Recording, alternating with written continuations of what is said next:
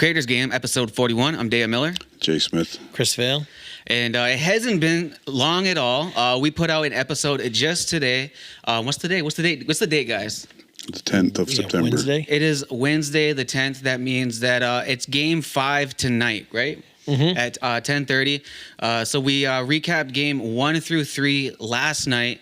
And Game 4 was, again, after the podcast. So the podcast was filmed before Game 4. If you guys are watching the podcast, episode 40 right now. This is 41, but let's get right into it. Where do you guys want to start? Do we want to start with the Man Cup, or do we want to get into a little bit of the NLL draft? I know we touched on a little bit of that briefly, but do you guys want to jump into that, or where do you guys want to start? Oh, you'd have to ask the encyclopedia over there if you want to start. We could do like kind of quickly last night, right? Like I know you had watched. I watched a little bit of it. I know you had watched most of the game, and it seemed like again they came out. Was it 6-0, and then New West started calling Dougie Jameson for different pads. Obviously, he's got the Cat 3 label and everything, so it seemed like they went with helmet and something about him not having a sticker. The CSA sticker is what the rumors were of certification. I'm sure they said the helmet's certified. He just got it all wrapped chief. So I don't know if maybe the guy, when that was getting painted, maybe they just didn't get put back on. And, New West was trying to find anything there to kind of... Any stick. Yeah, and get his head. So then he had to go Warren's helmet. And then I believe then he had to use Warren's stick later on because he was still pretty much shutting the door after the helmet thing. So... didn't do too much for New West, but they were playing a little bit of mind games there and trying to get Dougie off his game, but still was player of the game after a 10-6 victory and tied the series 10-3 and then 10-3 and then tied the series. Now, was there any commotion in the fans last night? Did anybody hear of any commotion, or was it nothing really fan wise? But like you seen at the end of the game, Elijah Gash went after Steve Priolo and kind of dotted him up, put an egg on his head, and Priolo kind of skirted away at first, his jersey over his head, and then threw a couple punches later. So I think those Chiefs at the end of the games are not trying to get into the skirmishes and stuff like that. In the last two games, they've gotten the big leads, so they're kind of more or less, hey, let's stay away from the BS stuff and just get the wins and get out of here. Because even I was told kind of at the end of the game, I think it was 9 kept going after Dawson Theed. They said that guys were trying to start with Marenier. So New West is going after the Chiefs heavyweights, and they're kind of more tougher players that are known to kind of throw them. But still, they don't. Nobody wants to get suspended or anything like that, right? So on a play like that, that's just simple being outcoached. Mm-hmm. I'm sure the Chiefs coaches said stay out of the bullshit, which the guys are following it. But is New West coaches telling them to go after these guys, or are the players just putting it in their own heads? Hey, I'm gonna take this guy out, because if you're gonna take somebody out of the game, why not do it right away? Instead of the end. It almost seemed like that Gash, like the talks were like, obviously not watching too much WLA, but just hearing around the room was like, because this was his first year. He's an American guy. Dad was former NFL running back and Super Bowl champ. He ended up playing for Victoria this year, first year playing summer box, and it seemed like he was their shit disturber and did a lot of shit disturbing versus New West. Like I think they said took out Ty Kurtz and stuff like that. So I don't know if New West kind of seen that and was like, oh, this guy did a lot of shit versus us, so hey, let's make him a pickup player instead of maybe going after a more scholared player or more well-known box player. They were like, hey, let's get this guy. He's huge. He's not afraid to throw him if we tell him to go out there. So it seems like they've been using him a lot for that. What I think is interesting about Gash is that, like, when Rosie was on here, he was talking about how they kind of live together, right? And he didn't seem like that type. Like, he didn't seem like the enforcer. He didn't seem like the guy to go out there and, like, just start scrapping. So when it happened with Toronto Rock, it kind of, like, was different or whatever. Mm-hmm. So to see him continue to be, like, a little bit of an enforcer, I even seen on social media that they were saying, I don't know who posted it, but basically they had all of the penalty minutes, and they're talking about, like, what he's done in the Man Cup and so forth. So, like, they're kind of, like, branding him as that. Yeah, Gash is second all-time in Man Cup penalty minutes already. Because it seemed like, I don't know if he ever played any box before. It seemed like because he's Wisconsin, Michigan area, like you wrote both those places. And then I think he went to like a D2 or 3 school, then transferred to Albany long pole, tried out for PLL after. And then Tracy Kaluski at Panther City took him, but he only got in for sure one game I know versus New York Riptide, and then maybe 2 games his rookie year, and then Dalwick and the Rocks took a flyer on him. Probably saw size, right, and athletic ability, and was like, "Hey, let's see what we can make of this guy." So is like not knocking his ability or athleticism at all, because I don't know the guy.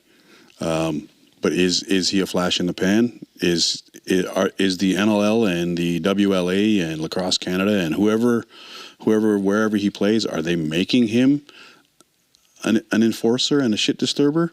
Is that his nature, or is that the only ticket that he has to stay at a high level game?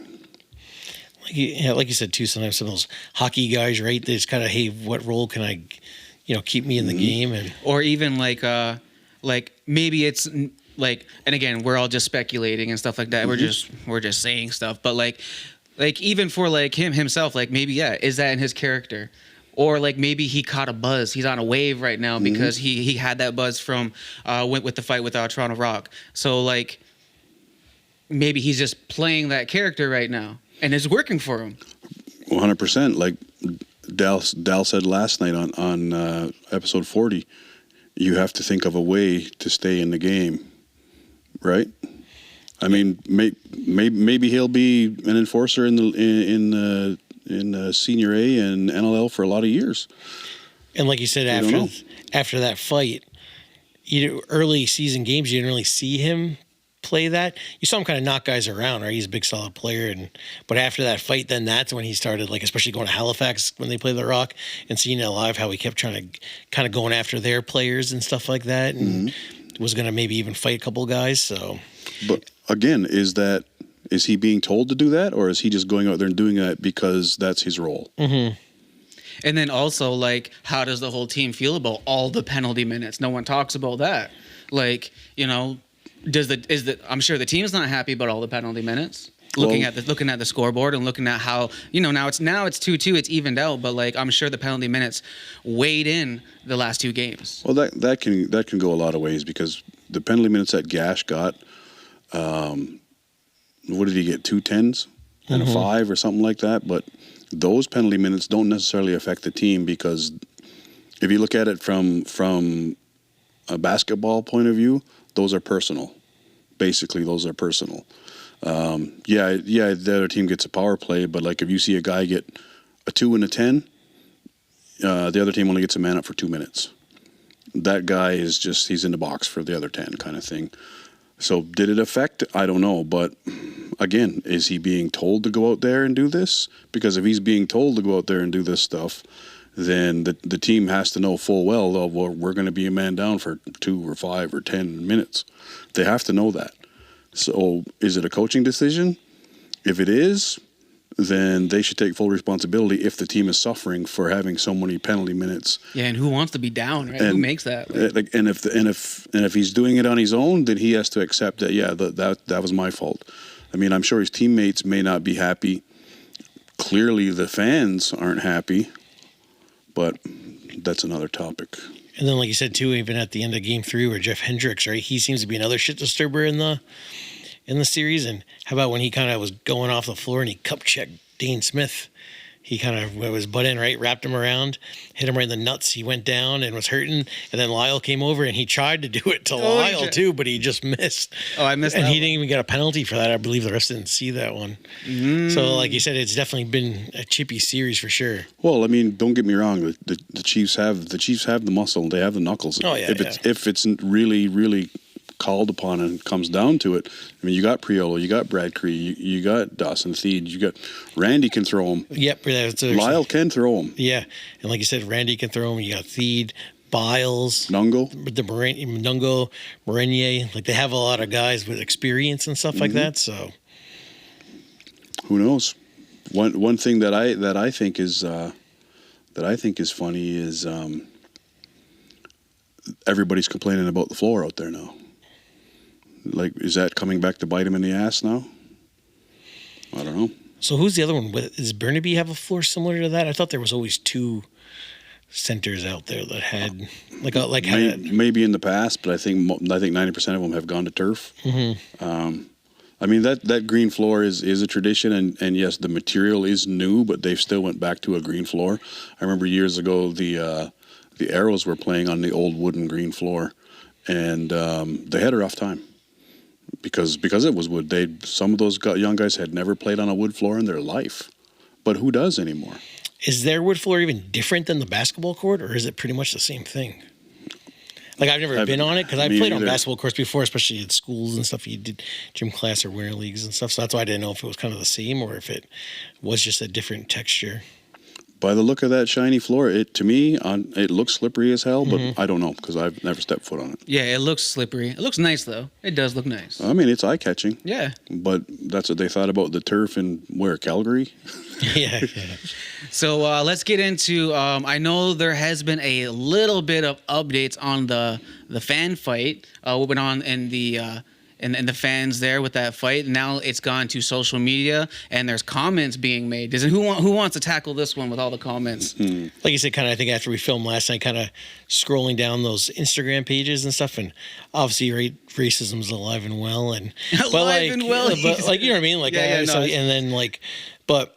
Like I said too, like, and like we talked about quickly off camera, you're like, oh, nobody's gonna actually put their real account up. Yeah. Because I was just They're like, all burner accounts. Yeah, and that's my thing, is just kind of like, oh, the kind of cowardly of it, right? Of, hey, if you got those thoughts, why don't you say it, right? And like, we can know that you are a racist rather than making fake names or putting fake profile. And they're all new accounts, right? Or no pictures. And if you have the balls to say that stuff, put a camera in front of yourself and say it. Yeah, just like we are. Because they're fucked up, right? Like, you know what I mean? Like, you know, excuse my language, right? But the slot machine comments and put your money to this team. And so one thing was like, oh, maybe they'll put the casino money next year and buy Chase Frazier and like win again. Or when they were like, and it's like nobody was chirping or fighting when the Chiefs were down 2-0. And once they get a win, then they get a second win.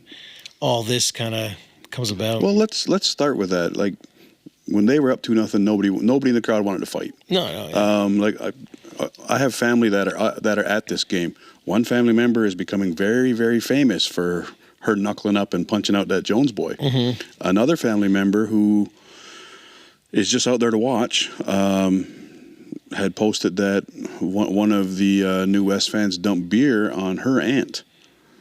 So I mean, and her aunt's old. So like, do you feel big and tough because you dumped beer on an old lady?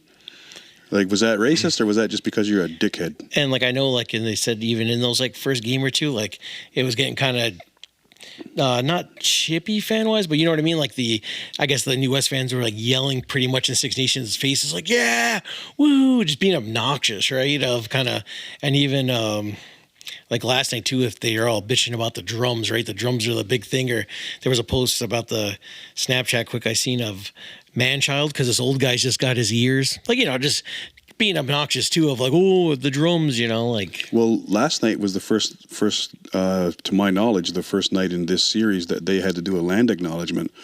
So maybe it irked them that they were reminded whose land they're on. So they were forced to do that, or like that's the first time they've ever done that? It's the first time in this Man Cup.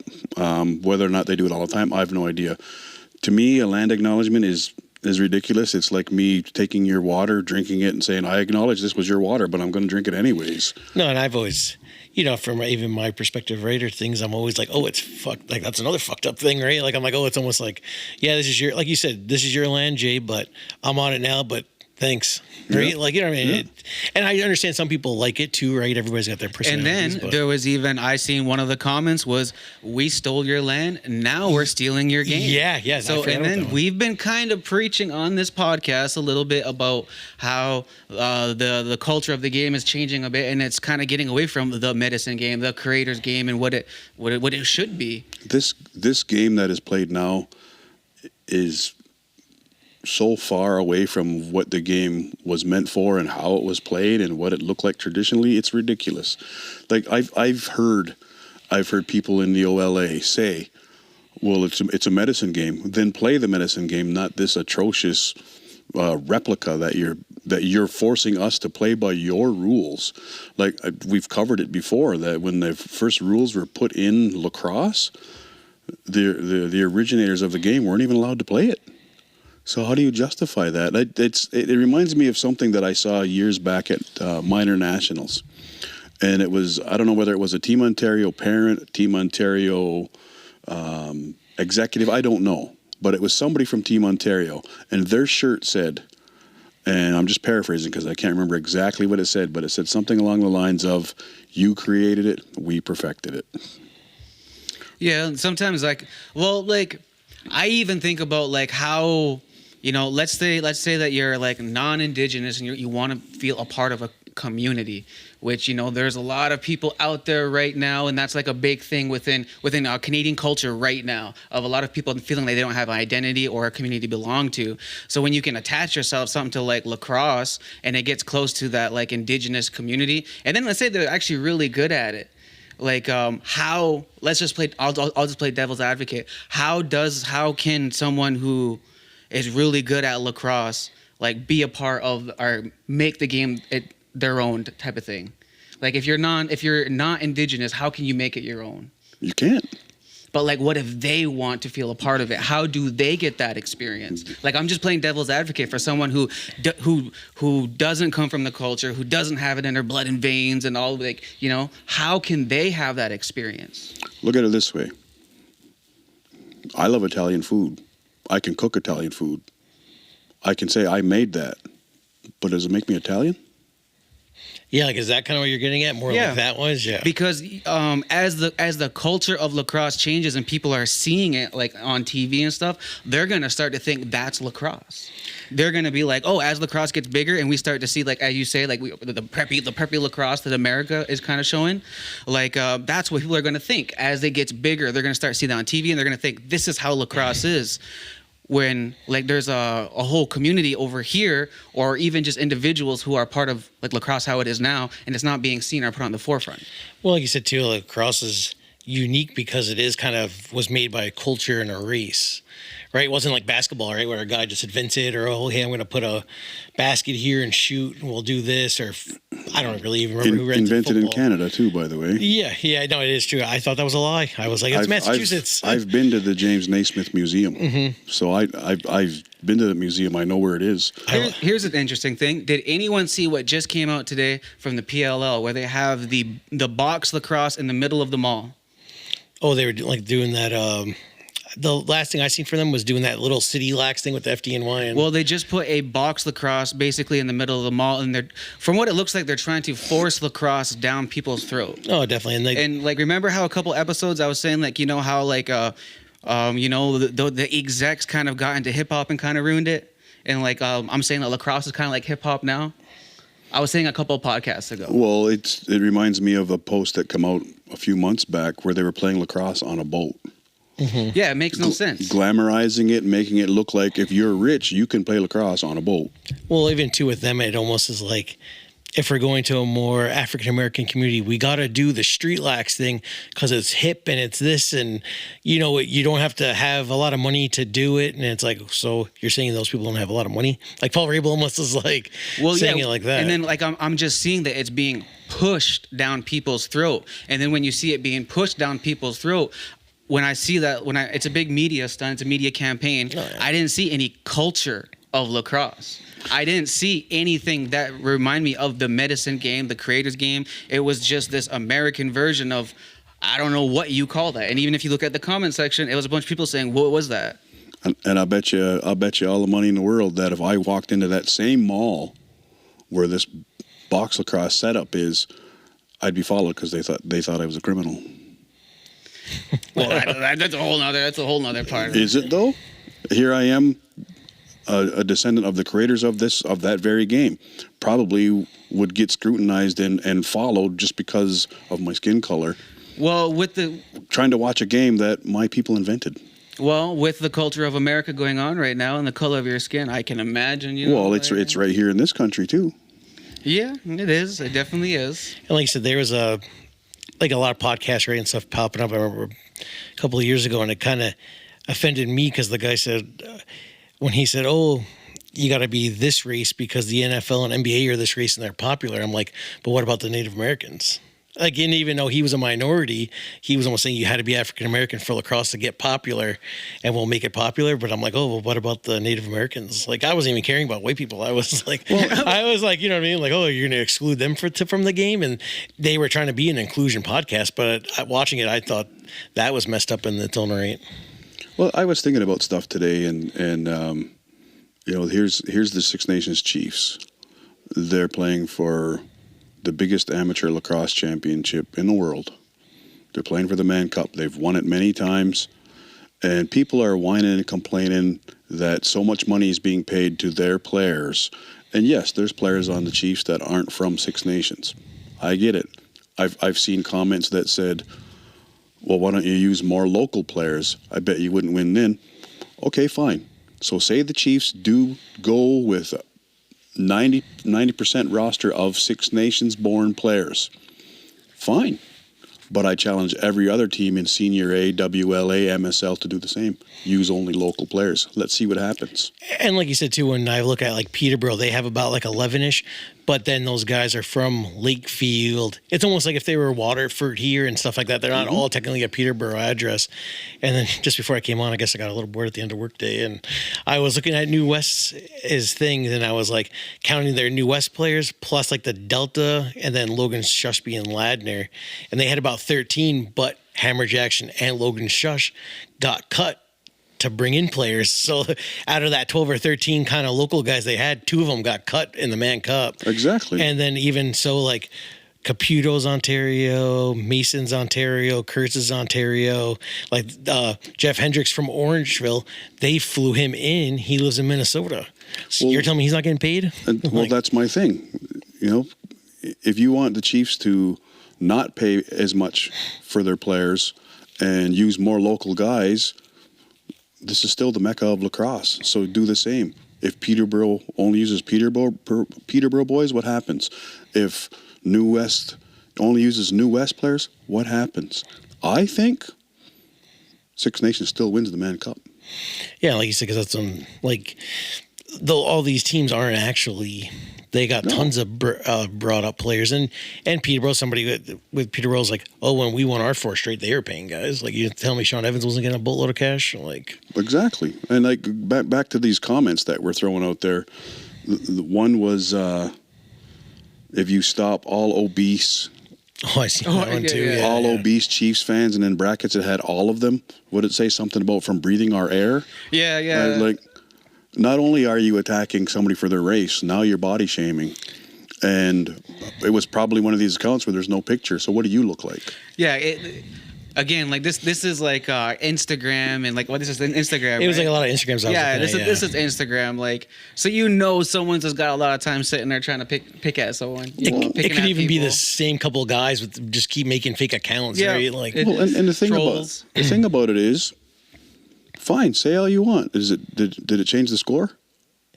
No. But it the didn't. funny thing is, there is no casino around here, right? Brantford, like the closest is Brantford, right? Yeah, But they're not getting any really money from here, and it's like there's predominantly big business, and big business, maybe owns the Chiefs, right, or has some money, right? But it's not like it's privately owned team, and there's big businesses around here. It's not old casino money, and we're taking from the weights and then putting it into this team. Like, it's not like that. And are they all gonna hate the Nighthawks because they're owned by the Seneca tribe, which has casinos? Like, I think it's more or less trolling, like you said. trolling. It's just trolling. It's literally just like, hey, like I have nothing better to do, and then like let me just go on there and troll. They're all probably still great fans of lacrosse. That's the thing is, if you take the time to comment, if you take the time to watch, if you take all this time to hit the like and dislike, you're still a fan. Like you said, right? I say it all the time. Victoria, because somebody was like, oh, I seen the comments on Facebook, and somebody's like, this happens no matter who we play. Because remember last year we were talking about Victoria saying, oh, why don't you do this with your houses and this and that and this, right? Like, so even they said racist stuff on trolling on like fake accounts last year. Well, right? I have family that live in Victoria, and they message me, and they're like, Victoria is a very racist town. I haven't experienced it. I've been to Victoria. I thought it was a great place. But we're not in the trenches. We're not in the arenas. We don't know. As a tourist, you don't know. But we don't live there, so we know what it's like to live here. We know what it's like to go to other centers within the OLA, and we know what kind of treatment our fans get, our players get. We know that. We've called it out. And to me, this is just the same slice of bread, just buttered on the other side. And do those teams get jealous that those Indigenous fans out there that are from BC and British Columbia do root for the Chiefs and not their team, and that's their biggest showing. That's probably got to bother them too. And even one of the fans, right, we met with this summer, I remember he told us how their tribe and nation was kind of helping bring in players to coach locally on the reserve, and then they were playing for the senior A and B team, and how those teams weren't thankful that the Res was putting these good players up to play for them, right, and just kind of took advantage of that. Yeah, I could definitely see that, right? Like, cause just imagine imagine one of these like a company, or not a company, a school or something like that, getting Lyle to go out there, and then all of a sudden he's just local, then asking him to play for that team, and then I'm sure they would have like a feeling and be like, oh, we don't want him around here or something like that. Even though he's a great asset to the team, they would still have that feeling. Well, I mean, the camaraderie of the game, like last year when the Rivermen went to the President's Cup, we had a couple of misgivings where luggage got lost, equipment didn't get there, and North Shore Indians helped us literally with equipment, with pads, with warm-up balls, with water bottles, because a lot of that stuff didn't get there for us. And one of the guys that's involved with North Shore, Pete Sky, Gweet, he's from here. He's out there, he's married, he's settled in, he's been out there for decades. And a lot of those fans that are probably at this game are probably also North Shore fans. They're probably from the Squamish Nation or whatever nation is out there, because I know there's quite a few right in that area. So, yeah, I can see New West fans being upset that the Chiefs have just as many fans probably. And that seemed to be the thing, right? That they were mad that team was getting louder. And even I remember some of those fans, they were all in New West the year before. They flew out here last year to watch. A good handful of them that were fortunate enough to, right? And I bet they never saw fights in the stands. I bet they never saw anybody at the arena selling beer. I bet they never saw that, because it's not part of our game. Like, honestly, really, what junior, senior game have you seen fights around here? I haven't. Not in a lot of years. And usually if there were, it was usually against Whitby, Orangeville, Brampton, Elora sometimes. But usually the fights in a crowd against Elora were in Elora. Yeah, and like even talking about them, right, when after stuff out there and when the security and everything comes here, nothing really ends up happening, right? No, like a few years back, Owen Sound said they didn't want to play against the Rivermen at the Six Nations Sports Memorial Cultural Center because there was a brawl. They didn't feel safe. Moved the venue to Brantford to the Wayne Gretzky Center, which to me kind of backfired because it held more fans. Well, like I said too, and I think I might have even brought it up before, of my first year at the store, and like you get fan calls or what's this and that, and somebody's like, hey, we want to come out to watch the Rebels in Wallaceburg, is it safe? And I was like, yeah. Like, I don't know, like, what do you mean? Like, what do you mean? Well, like, now again, to play devil's advocate again, from what they're looking on at Instagram, from what they maybe see in other centers and communities and stuff like that, they might be like, oh, that might be how all lacrosse games are. So that could be the messaging again. And definitely maybe it's not I don't know if it's safe going to the reserve, or if maybe they're like, is it going to get ruly if I wear Red Devil stuff, right? Like, rooting for my team. Like, dude, I had friends come out to visit me out here, nothing to do with lacrosse, and have asked, is it okay if we're there after dark? Is it okay if we're there after dark? And like I said, that could have just been a fan, because I know obviously Wallaceburg with Walpole Island there and stuff like that, and all of them, they are pretty big. So it could have just been a guy from an area just saying, hey, me and my son want to come to this game. Doesn't have to say that they were from Wallaceburg. And going from a social media standpoint, there has been so many reels, videos, whatever, posted where the common denominator has seemed to be there's fights, and it has to do with one of the Six Nations teams. So to me, that would give the impression that Six Nations teams only go to fight. But because I've been involved with minor lacrosse here and junior here and senior here, is it because Six Nations only goes to fight, or is it because everybody else ends up fighting them because we get sick of the racist bullshit? Yeah, it's just like a buildup, right? Like if you continue to nag at someone, something's going to happen. I'm sure other visiting teams that go to these centers that to us are controversial. I'm sure that there's adversity. I'm sure there's fan arguments, and I'm sure there's fan fights. But is it as much under the spotlight as it is when a Six Nations team goes? well, even right when we were talking about I was saying how, look, the NFL and all these other leagues have all these fights, like not condoning it for lacrosse, but saying it's not going to, just because there's a fan fight doesn't mean, oh, I'm never going to watch a lacrosse game again because there was a fan fight. Like how even they were talking about like, the hooligans, green screen hooligans in Europe, that's all about it. And there was a fight right away when we got done yesterday, I seen on Twitter where the Houston Texans fans are fighting the Rams fans. That's not even like they're big rivals versus each other, right? But it's a lot of alcohol and people drunk. And I think the difference is when you have a stadium that holds 80,000 people, a fight up in a crowd doesn't draw as much attention as when you're in an arena that holds 3,500. Yeah.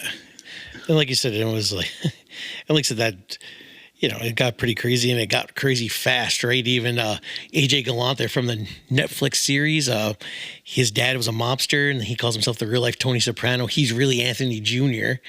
And they own the Danbury Thrashers hockey team where it was always fights and stuff like that. And then he has a podcast. He went through the fight today, and I'm like, man, I seen that. Yeah. So that's what I shared. Well, and to come back around to Dougie getting called on illegal equipment, I've seen posts by people that are saying, I lost all respect for that team. The coaches knew that they're cheaters. The coaches cheated, the players cheated, blah, blah, blah, blah. Okay, fine. Now you don't like lacrosse, you don't like the Chiefs, you don't like whatever. However, were those same fans behind, say, the Brooklyn Merchants who had a goalie called on his equipment and had used that mask all year? Now do you call Deacon a cheater?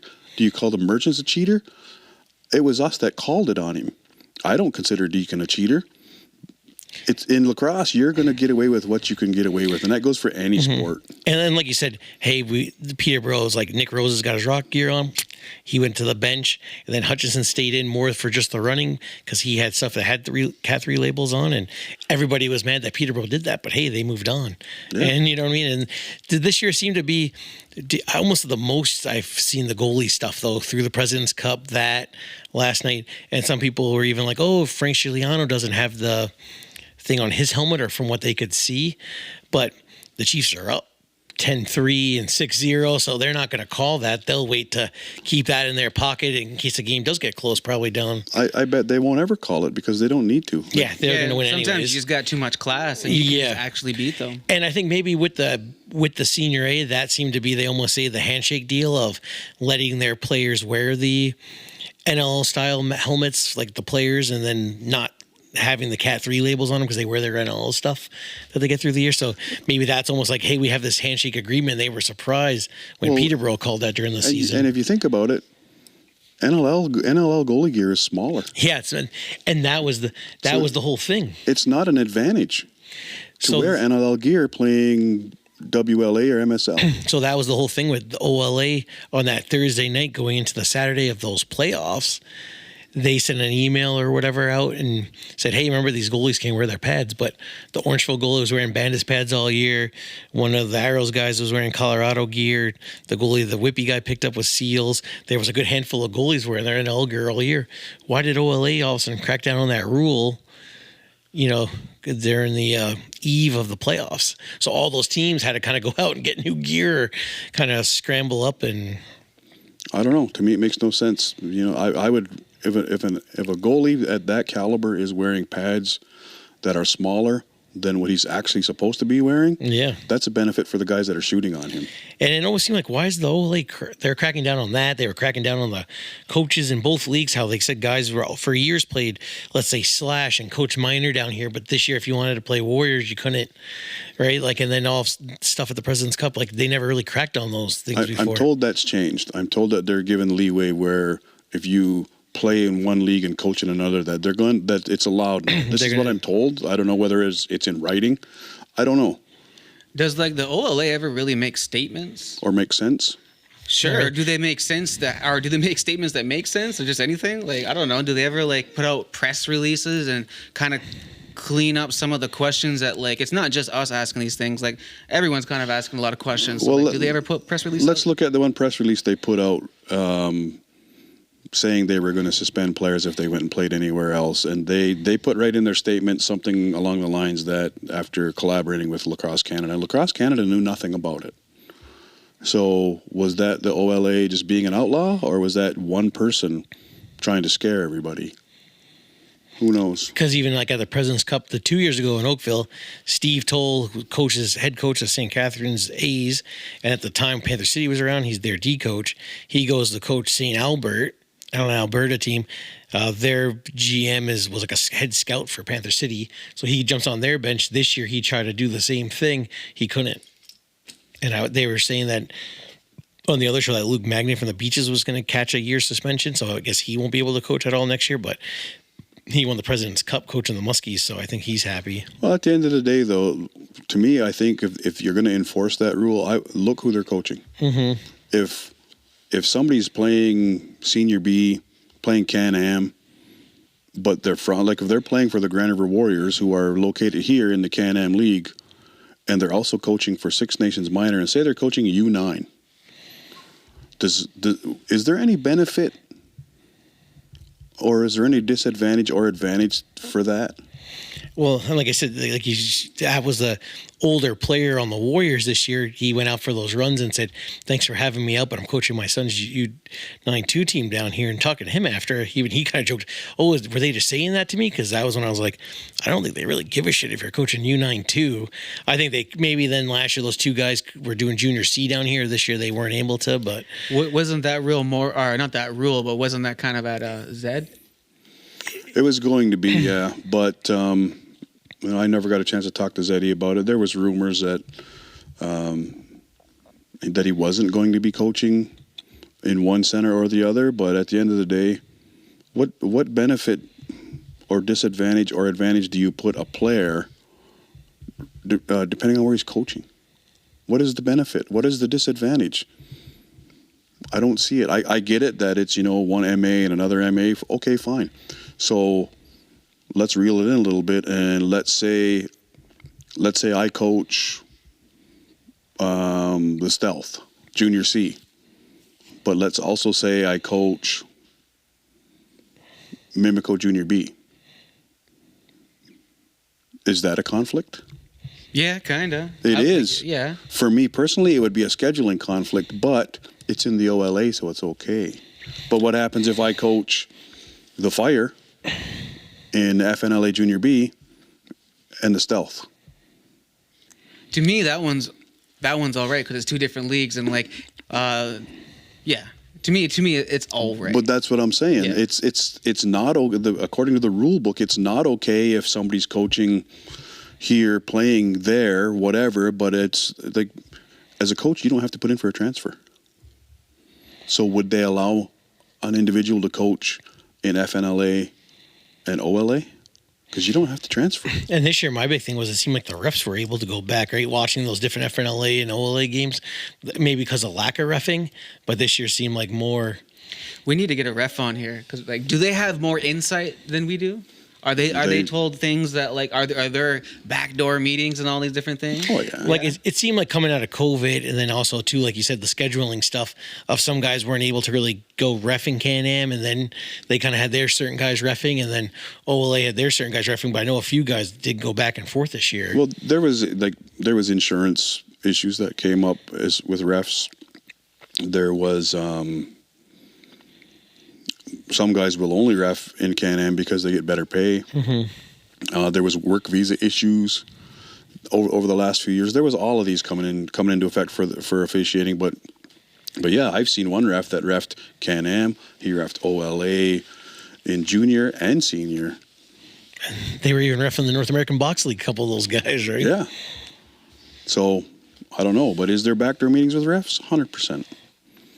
I walked in to pay the refs after one game, and there was a certain OLA official sitting in there. Like, okay, well, what are you doing in here having a backdoor meeting with the refs? You're not in charge of officiating, so why are you in here? The OLA refs have a referee in chief. There's no reason for other OLA officials to be sitting in there before or after the game, but they do. Could have just been meeting up. Those backdoor meetings, yeah. Yeah. So what other were you saying that you were talking to another guy over there from the West? Indeed, I was. Probably about an hour and a half before we started here, Christian Del Bianco started messaging me on Instagram regarding all of that stuff going on out west about the fans. And, shout out to him. Great guy. I still say, I couldn't even chirp him at the President's Cup in Ladner last year because every chirp I had, he just kind of laughed and went with it. So, he's a player that plays at a high caliber. Obviously, he's not in the Mann Cup. He shared his opinions. They're his. I won't share them here. But for somebody of that caliber to reach out and personally want to apologize for the actions of some on the West Coast, and he had said, basically said, don't judge everybody on the West Coast. I'm like, dude, I'm not. But yeah, we know they got. As we just trashed them for the first hour. They got good guys out there and stuff like that. My issue is with these organizations that put out anti-racism statements, and I get it. Nobody can control the fans. These organizations cannot control the fans. I get it. But don't come out here with anti-racism statements, sentiments, this, that, the other thing, when 100% it is alive and well and kicking very vigorously. I know you can't control the fans, but you can't sit there and say there's no racism in lacrosse either. You cannot, or in any sport for that matter. Would I have liked to seen Del Bianco in here with Frankie as the goalie? But I understand, right? He really brought Coquitlam to almost to the promised land this year, right? Just themselves and teammates. But he's a great human being. I don't care what anybody says. Everybody has their opinions of him. Him and I chatted for about an hour and a half tonight. We chatted at the President's Cup, albeit it was through the glass and a little bit, in the hallway and stuff. But he's a great guy. I don't care what anybody says. And for him to step up like that, and he didn't have to reach out. He didn't, but he did. And he didn't have to try to defend. I'm not saying he was defending, but he didn't have to even say anything at all, but he did. So shout out to him for being that ambassador from the West Coast and of the game itself. Like he even went on to talk about, we talked a little bit about Alora and the reverse sweep. And he has his opinion again. My thoughts were, and I've said it right here, I said, I'd love to get all over Alora because for many years they called themselves the Mohawks and had somebody from representing a Plains tribe on their chest. They still don't know what they want to be when they grow up. That was our big thing, right? Kahnawake Founders Cup champs. Oh, yeah. Before we move on from the Del Bianco thing, I only have one question for him. Where's Tino? Yeah. Where'd he go? Where did that guy go? Did he find his glasses and find his way off the podcast world, or what? I don't know. I do know he need to come back though. I enjoy the show. I do know that he was calling games right for BC Sports in Calgary. Someone was flown out there, but like I said, come on, Delbs, we want to know: did he catch the ball? Did he score senior C goals? Did they win? I don't know. Yeah, I don't know if, like he said, Del Bianco went back to senior B, so all those senior C players could go back to senior, or he went to senior A, so those guys can go back to senior B. And Tino was supposed to be the star this year, and I haven't heard. He's like a Joe Dirt story. He's been picked on through that whole podcast. I want to see him win. I just want to see him win. Even if he goes out there with the girl stick in the goggles, right? Man, just bury it. Yes. Yeah. And Tino did a good job. I like listening to him as an announcer. He did a good job with BC Sports calling those 100 games and stuff. And I know. And then Sheldner and Jake Elliott's, that guy doesn't quit, right? He literally was in Ontario for a month between the President's Cup and the Minto before that, and now he's working hard out there. So yeah. And I want to touch on a little bit about that because I've talked about it for years about Senior C, and I a piece of my heart will always be in that division. And the West Coast has a huge Senior C league, so I'm going to put it out there. Why is there not a Senior C national championship? There is Senior C on the West Coast. There's Senior C in Ontario. Let's make it happen. Well, the one big fan, right? We met. He's in the Vancouver Island League. Yeah, remember we asked him, because we're like, "Do you play versus Tino?" And he goes, "No, he's in the main Island League, and we're the Island League, and they're the mainland league." So I was like, "Oh, that was cool that they split like that." Well, see, years ago I looked into it, and that Senior C national championship was played before Ontario even had their provincials. So there's a lot of things that would have to happen. Either Ontario would have to have their provincials early, or BC would have to have their provincials late. But why can't there be? Because there's a lot of good players hidden in Senior C. Don't get me wrong. Some people call it a weaker league. If you watch it, it can be a weaker game here and there. But like I said last night, some of these guys coming out of junior need to get their feet wet in Senior C to get used to playing with men. So I'm going to push to have a Senior C national championship. And I don't know if some of like those weird things, like even how senior men's field, it looks like the BC League kind of starts at like the end of fall or something, and then takes a break, and then starts back like early spring, and then their season's over for a champion. And then Ontario's the whole fall time, September to end of October. And every other year, if the Ontario team won it the year before, then they go to the national championship. So it's really like, even though you're in that season, it's who won it that year before that goes to the national championship Canadian Thanksgiving weekend. So like in the middle of that current season. So it's kind of weird how, like you said, some of these leagues and things work. And I get it. For field, it's weather. It's weather. Yeah, like yeah. BC gets different weather than we do. Mm-hmm. Even though they're farther north, they don't get the snow that we do. Not all of BC anyway. Some get horrendous snow, but Vancouver area, it's a lot of rain. Yeah, it almost seemed like they like start like maybe October or something, and then take like a December break, and then start back at February or something. I looked at that a few years ago. I think Del Bianco was on one of those senior field teams. It was like him, Mitch Jones, and Eli McLaughlin a few years ago. I don't know if that was Ladner had a team, but we'll have to see. But yeah, let's get back into that Kahnawake topic, because we were about to get into that. Just to I seen today what they put out a little bit of social media. I seen Owen Rice interviewing some of the players. Mm-hmm. I thought that was super cool. Like, I think more players need to start doing stuff like that. I just want to see more of the personalities of some of the players. He's gunning for your job. As he should. As he should. Young and upcoming players should always want to, should always strive for the best.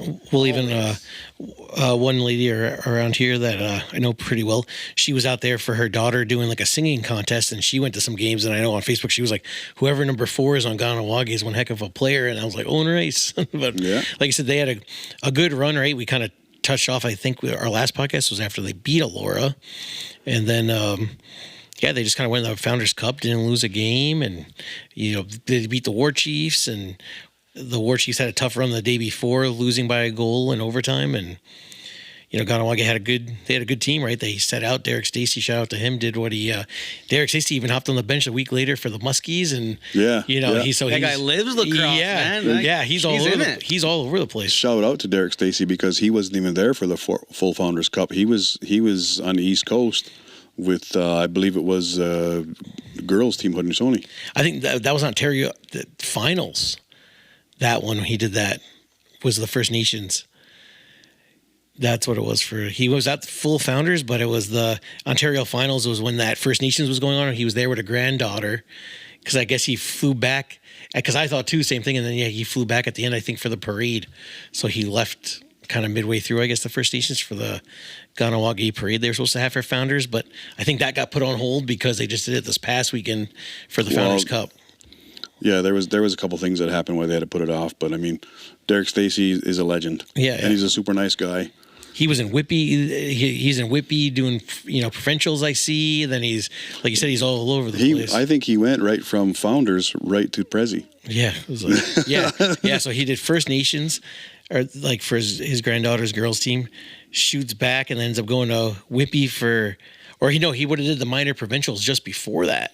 Mm-hmm. Yeah, so he goes provincials to Halifax, to Founders, back to the Whippy area for President's Cup. So hopefully he's kind of taking an easy fall, and I think he's a Giants fan like myself. So hopefully he's kicking back on Sundays and relaxing. You poor guys. Yeah, he's definitely like a man of his word. Because I remember the very first time at the ILA, when I met him, right, he was like talking about, we want this year. We want this, we want to win this year. And then he wanted to do some things of having us out there to bring the podcast out there and interview the players. And then even hearing the players' tone, right, you could tell that they wanted it. You could tell how much it meant to the community, and then to see them follow through.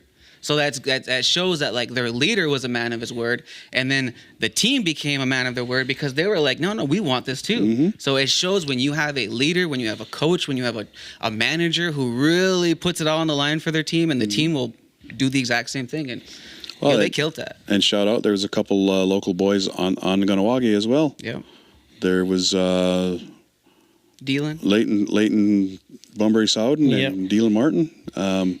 They did great. They did phenomenal, and good for them. I think it was Dylan's last year as junior. I don't know about Leighton. I don't know how old he is, but to go out with such a story that Kahnawake has written, Now, my question is, do they defend it?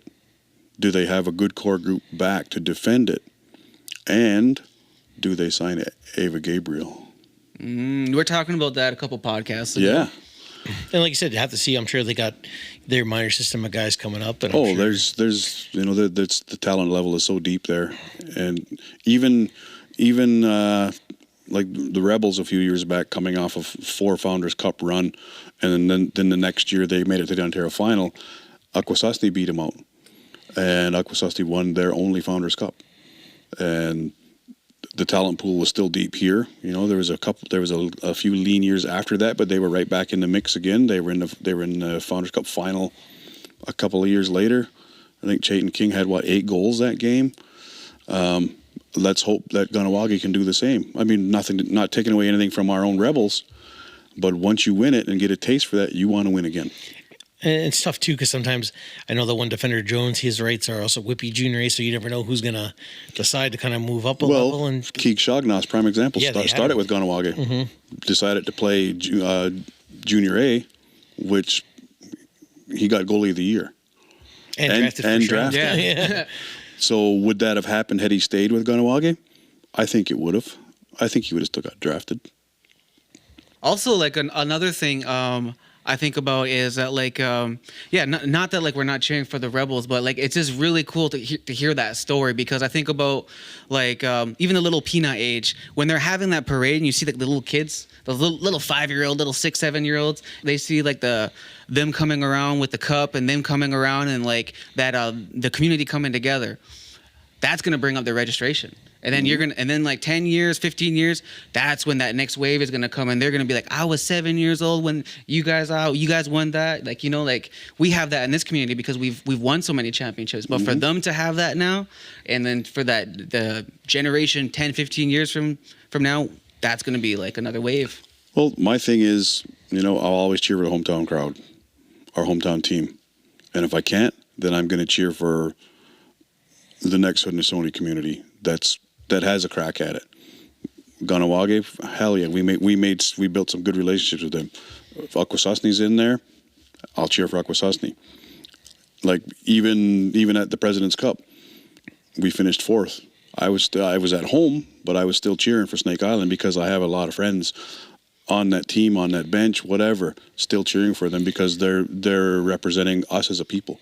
Yeah, and like I think we talked about it on our earlier episodes. One of the last ones we had was how that Kahnawake, one of their younger minor teams, won provincials. I don't know if it was C or D or whatever it was, but whatever they won, and they were happy and they were proud because they said, "Here's our first lacrosse championship for their community." Ever. Yeah, and that, like a provincial championship, and so how proud they were of just that minor championship.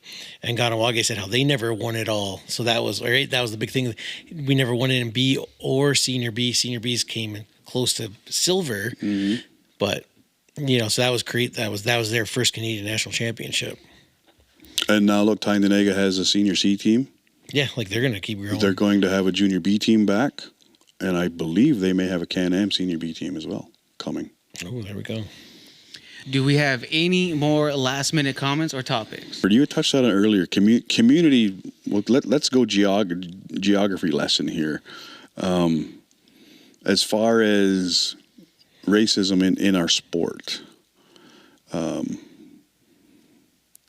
I was back with the Warriors in Junior C, some of the most racist bullshit we faced was playing against Brantford. Well, it's because they have so much experience being close to us that they're like, they have this like, I guess, hatred. I don't even know though, because like, yeah, you're from a different age, different era. I don't know, man. I am from a different era, I don't know. But still, the racism is still there. It's still there right now outside of lacrosse. And you would think that by now, just like New West had to be reminded whose land they're on, Brantford hates being reminded whose land they're on. And yet, they had a very good lacrosse organization, and their numbers are failing miserably. Their junior C team is gone. Their minor, I don't know what their minor system has, maybe 3-4 teams, I don't know. So when we get players from there, and they come here, there was one young fella came playing Junior C Junior B. Went out for the Rebels a few years back, and he literally had to fight every tryout, every practice. They were trying to beat him into leaving the team. And kudos to that young man because he stuck it out and stayed. But from a personal standpoint, I know that we as a people can only take so much. But that young man won my heart because he did not quit. And he wanted to be part of the lacrosse culture here that bad that he literally fought every practice to stay. And he did. That's the kind of heart that I like to see when people want to learn about our culture and the roots of the game and just our day-to-day lives. That's the kind of heart I like to see. Not somebody who wants to transfer here and learn from the best, and then they take it and go play somewhere else, and they switch right back to being racist towards us. I've seen that happen this year too. There was a field coach in Brantford who said some racist comments to a native field coach at another high school in Brantford. But yet that high school coach who said these comments has wore a Six Nations jersey and learned the field game here. I know because I coached him. So did Jason Johnson. And yet he still had, I was crushed when I heard that because this kid saw what we go through. And then to take it and just flip it and go back, like total bullshit. And if you're watching, you know who you are. Alrighty. Do we have any more last minute comments or topics? Which one of you guys are buying the game tonight so I can finally watch one? I'll be at home, the same place I was last night. Like, yeah, just go Chiefs. Hopefully, Go Chiefs. Maybe Jay will buy and invite me over. We'll see. Yeah, you got a projector. I do. Well, my screen's bigger than that. Well, I ain't going home tonight. Oh, there we go. Okay. Alrighty. We'll leave it at that. We'll leave it at that. You dirty dog. You're out in these streets. Dirty. All right, guys. That was episode 41 of the Creators Game Podcast. Until hopefully next week, we'll see you guys. Peace.